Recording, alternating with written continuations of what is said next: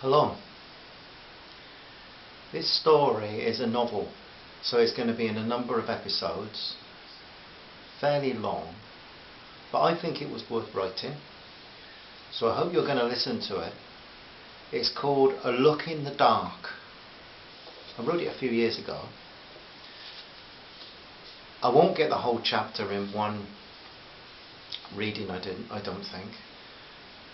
But here's the first part. Chapter 1 of A Look in the Dark, and it's called Birds. Danny Green had to make a decision, and there were only two things that would influence that decision in the end. The first was a phone number. He had that and it would gnaw at him until he used it. However, the other influence on him was a far more powerful force. Danny had a love for birds. Not just a feed the birds in the garden attitude shared by many of his countrymen and women. His love for birds was a deep passion about them. He was as fired up about them as other men were about football or patriotism. Birds were a larger part of his life than most things. So how did the phone number fit in? That had been added by a friend who hoped to exploit Danny's love affair with birds, just as a composer might add rhythm to his melody to persuade others to dance to his tune.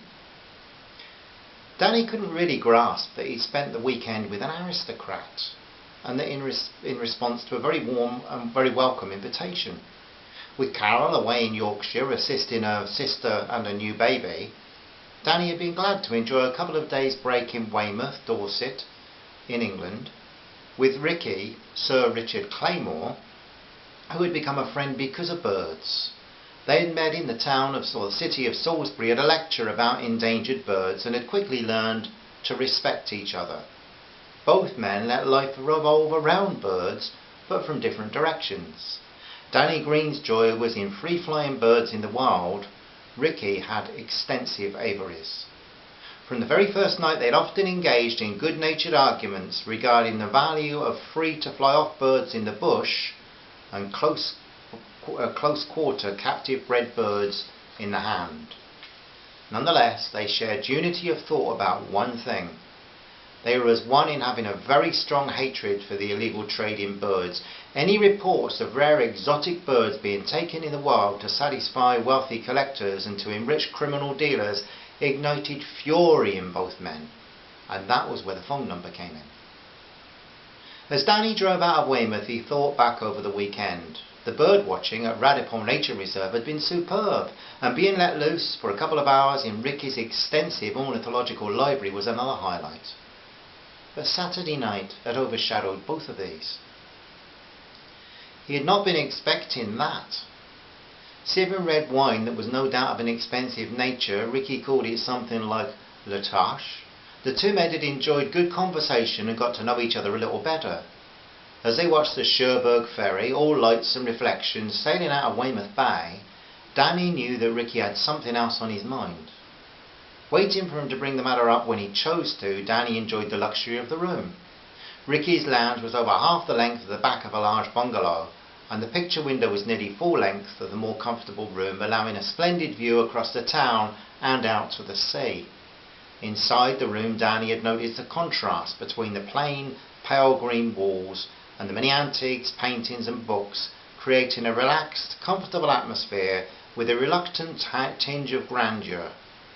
He hadn't the slightest clue of the high value of everything in the room around him, but the modern armchair he was sitting in was of superior quality, well made and comfortable, yet very much of lesser worth than anything else in the lounge. Refilling their glasses, Ricky ran his hand through his dark hair and down his greying beard. His face became more serious. "Actually, old boy," he began, "I want to talk to you about something more solemn than the sedge warblers you saw this morning." Danny watched his friend's sad eyes and took a sip of the wine. 2 years of knowing Ricky had been interesting, and this weekend in luxury had brought the two men closer. Despite his belief in the common worth of all mankind, or in his sadder moments the common lack of worth in all mankind, Danny had been somewhat in awe of this titled, public school, well-spoken gentleman. Over the weekend, though, he started to feel he was an equal, and mostly because Ricky had set him completely at ease. "Okay, Ricky," he replied. "I'm all ears. You look like you might have a problem. In the morning, Danny, could you forget the bird watching and come with me to see a bird collection? I know you do not relish the ideas of viewing birds in cages, but I have a frightfully important reason for wanting you to come. I know, Rick. You got a friend with a captive bred dodo. I wish it were half as cheery. It's only a few cages and I'm afraid he doesn't keep them too well. That's one reason I don't like birds in cages. I know, old boy, I know. They depend on humans and humans are not dependable, right? Ricky quoted the younger man's words from some weeks ago right back at him. One of these captive bred birds is a beautiful peregrine falcon, a splendid bird, but a poor king in a poor cell, I'm afraid, much too grand to be in the care of George. I'll come if you like, Ricky, but sadly there's nothing unusual about a falcon in a cage. There is about this one. Ricky paused deliberately for impact. This peregrine is not captive bred. Swallowing his mouthful of wine rapidly, Danny responded in a more animated tone. That's illegal. Where did he get it? That's why I want to take you there. No, Ricky, you don't need me, but you should get the police, or better still, the RSPB. They'll deal properly with folk keeping illegal birds. Yes, eventually, but I need you first. Why? Several reasons. This acquaintance, and that is all George is, he says he can get anything as long as the money backs up the order. Golden eagles even, honey buzzards, anything, merlins, hen harriers, and not just birds of prey, in fact not just birds. If it exists, then George brags that it can fairly speedily be obtained. For a couple of minutes neither man spoke. Danny watched the waves in the darkening view from the window, noticing the way the reflections were being first distorted and then destroyed as the calm waters rolled into the shore. So, he asked the older, distinguished-looking man across the room, why is this George telling you? Why tell a pillar of society? Ricky was once again running his hands through his hair and looking a measure embarrassed. Danny, you and Carol only really know the bird side of me, aviculture that is. My past experiences with some of the established authorities have led me to be less particular in my dealings in other matters than I am with the birds, if you can follow the flow of my words, old boy. Intrigued, Danny asked for further revelations, and was surprised at the response. Of course, you can trust me, Ricky. Even if I've engaged in, how can I put it, less than legal activities. Sorry, you look shocked. Don't worry, old boy, I'm not a gun runner or a drug baron. I do have some principles. Look, I have certain connections in the world of fine art and antiques. You know the kind of thing, even archaeological artifacts. Danny controlled a smile, much too gently in an attempt to hide a mixture of surprise and amusement. He just said, I see. Ricky studied his young friend's face for clues as to the reaction. He couldn't help thinking that the give-away nothing countenance would be a great help in the coming weeks. George, he continued, has a boat. He has worked for me sometimes. Sorry, I've disillusioned you, haven't I? No, surprised me some, but as you say, our friendship's grown up from the birds, your aviculture, my ornithology. I'm not some kind of vengeful angel sent to judge you. I have two worries, one personal and one much more important than that. The first worry, the one that impinges on my person, is that George knows enough about me to send me to one of Her Majesty's more secure hotels. If I just go to the police and George catches on, well, I know there's often tales of honour among thieves, but George has got less honour than the least decently brought up rat. I wouldn't trust him at all. But there is the other reason. And that is, it was the first time Danny had ever felt that he had the advantage in a conversation with the well-spoken Ricky Claymore. I'm not sure who I trust in authority. You can certainly trust the Royal Society for the Protection of Birds.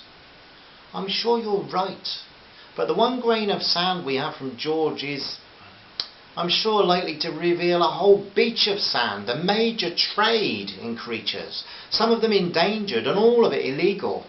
I do not trust the established authorities to give this matter the priority it deserves. Let's face it, dear boy, there's corruption in the police. There's also plain incompetence everywhere. There's also a prioritising of matters in the days of terrorism, armed robbery, hard drug dealing. Well, would you be convinced that the local constabulary would think a few birds were a primary concern? Danny was turning things over in his mind. He thought back to the police activity to crack down on cannabis used in one Cornish town he'd known as a teenager. Most kids under 20 brought their recreational substances from the hot dog seller outside the Winter Gardens. Danny remembered that often while the local bobby had a chat with the hot dog man, all you had to do was pass over the price of a hot dog plus £1, and when safely away from the eyes of the law you could get your pound cannabis deal from under the hot dog. It went on for over a year, because when Danny and his mates had holidayed there in June one year and September the next, in the foolishness of youth, they'd made use of the hot dogs. Danny had, in honesty, as a rather wild 17-year-old, marvelled that he could purchase this drug while telling the policeman how much he loved Cornwall. He'd never figured out if the policeman was paid off or if he just didn't have too much in the way of powers of observation. I want to stop this. It's big, Danny, I'm convinced of that. Why are you so sure, Rick? How well do you know George? Ricky poured yet another glass of the excellent wine. They were now on bottle number 2. George is just a pawn. Now I don't hold that against him, but I want the king. So there's the start of the story. You can see it's going to be about the international trade in wildlife, which is very high up the list of criminal activities and doesn't get the same publicity as drugs, arms, the sex trade, identity fraud, but is something that's ruining this lovely planet. So it's worth writing a story about and highlighting a few things at the same time as telling a story that I hope entertains some. So episode 2 will follow shortly. Thanks for listening to that one. Love and peace to you, my friends. Bye bye for now. Bye.